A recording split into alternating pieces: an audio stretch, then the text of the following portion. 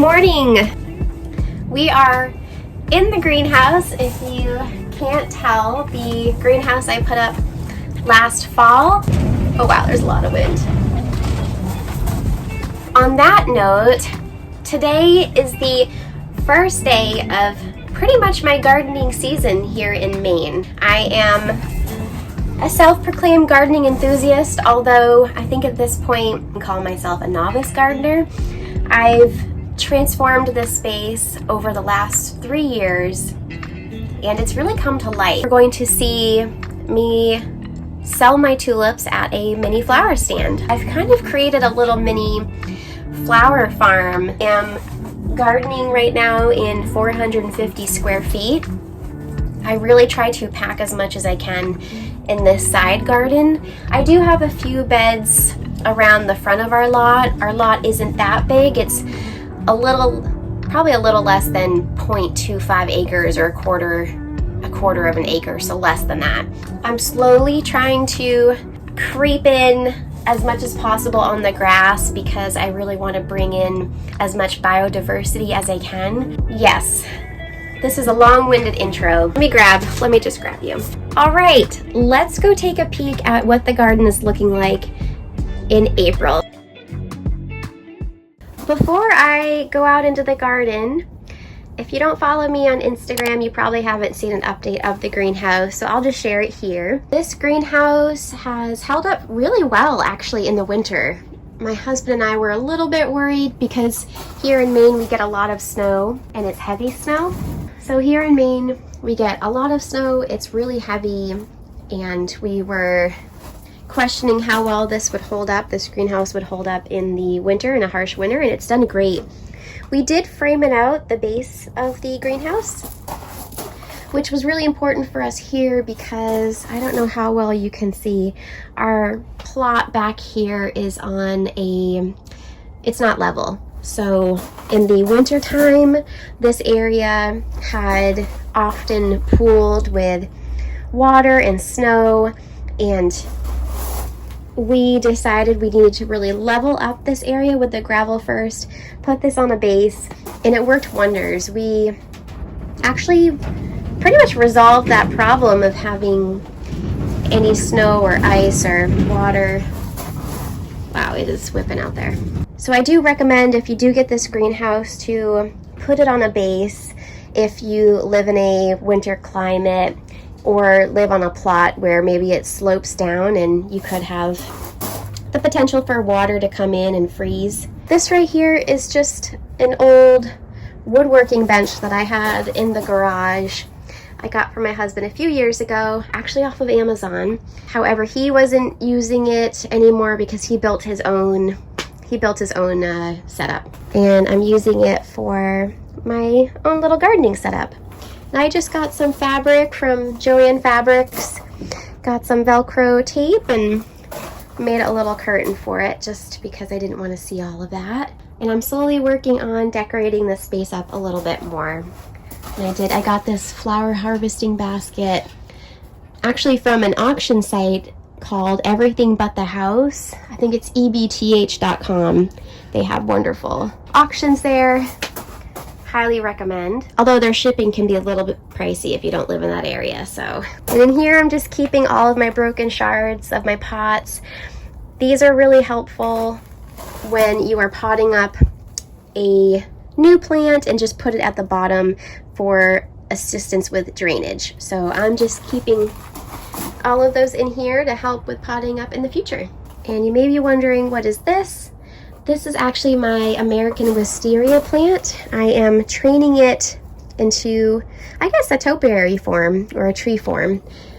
There may be some branches that I can clip back.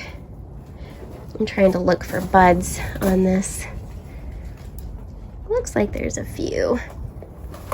I'll just keep watering it and let it do its thing. So let's actually go into the garden. Close that up. So here we have a bunch of tulips coming up, daffodils, These ones were first for me to come up. These are the Au Pairs daffodils. I got all of these from Color Blends. Oops. And then these ones, Avaron. So I thought these would be really pretty right by the greenhouse. Let me step back for you, because now it just looks so sweet. And here are all of the tulips that are coming up that I'm going to be selling here soon. You can see where I didn't plant any last year. I was trying to move the soil around and it just happened out that way that I had some extra space in the middle. I think on almost all of the beds that happened. But I was able to fit in 1,000 tulips between all of these beds. And you may be wondering, or maybe not, why I have this wire here. That's to help keep out the squirrels. And this year it has worked better than most years, so maybe they know I mean business. Let me just back up and share a good view.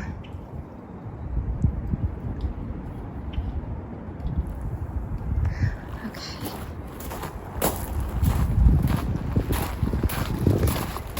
Look at all those tulips.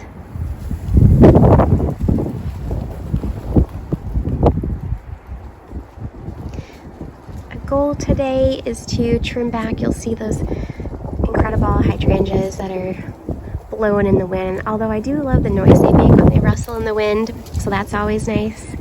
Along with the roses, any branches that I need to cut off. A good rule of thumb for me, I look for the three Ds. It's either a diseased, dead, or dying branch that I will cut out. Now you do have to be mindful of what type of hydrangea you are trimming out, because there are some, like I have an oak leaf hydrangea over here that you do not want to cut back the old wood because it blooms off of old wood, whereas a panicle or hydrangea, or like the incredible hydrangea, that actually blooms on new wood. So just be mindful of that. Oh, I'm just looking here. I do see where a squirrel is trying to get in. So all of these tulips in this bed are roughly 3 years old now. They are starting to peter out quite a bit.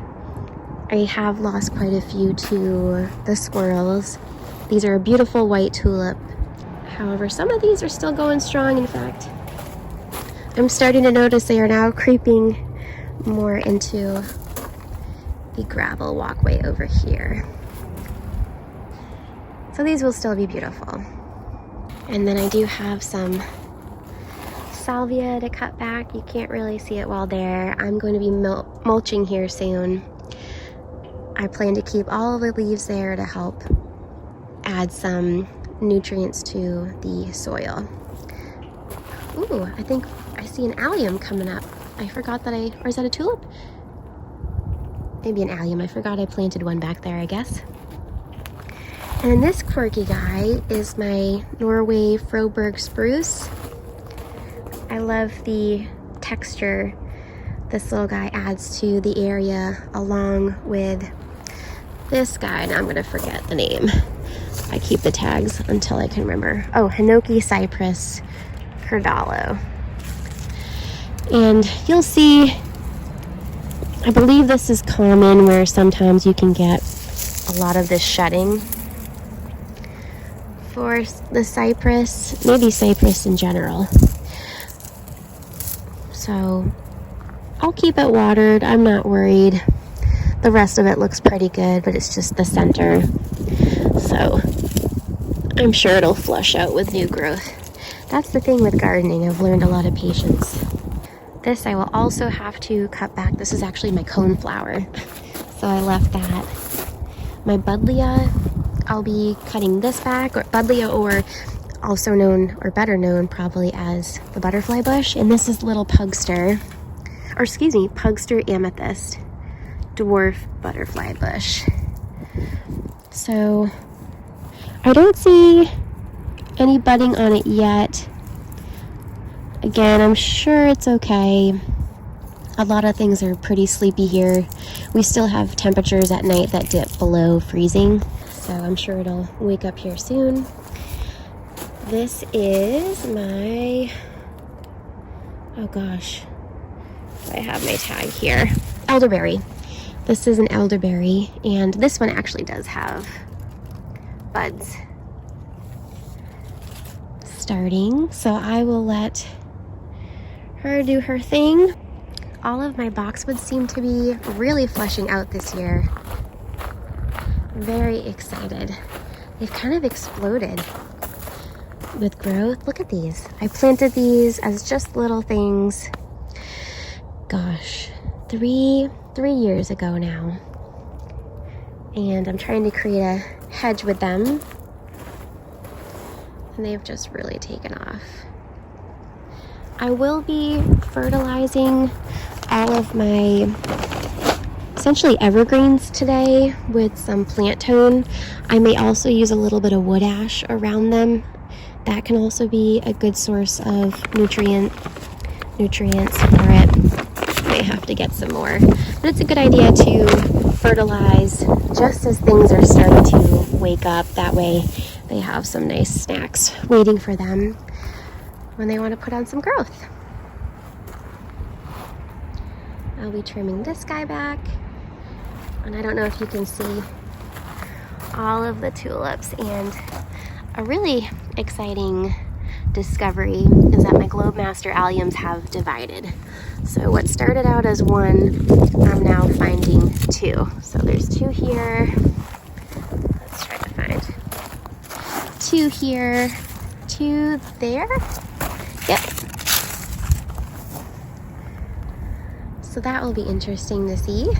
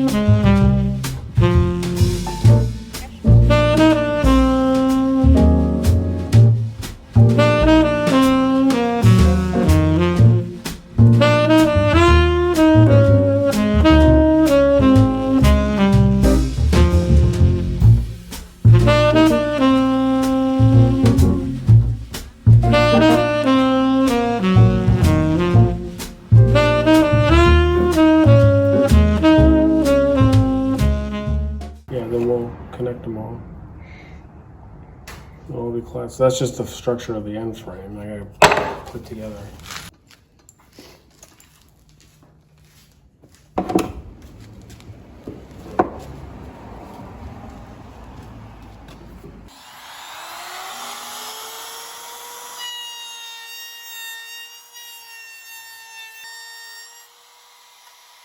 And pardon the mess. This is just real life, guys. This is it. We're transparent here. This is the design my husband has come up with.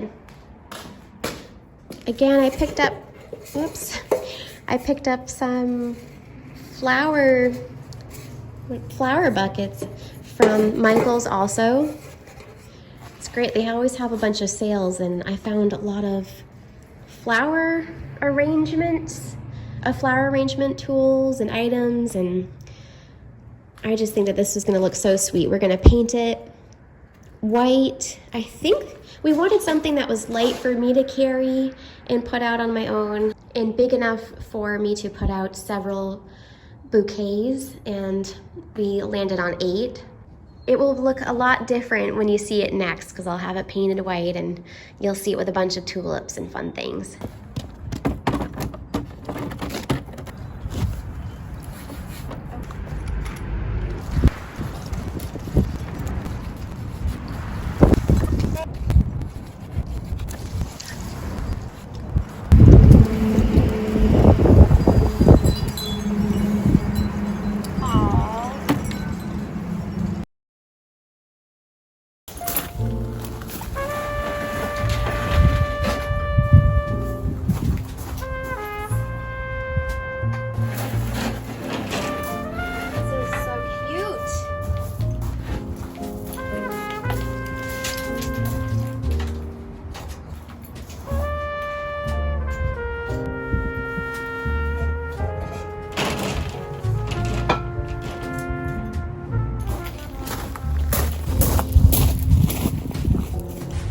Oh, this is even better. Look at this.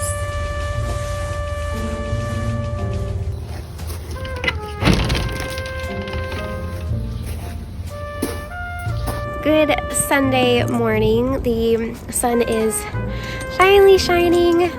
I'm bringing my antique chandelier that I picked up and bringing it into the greenhouse.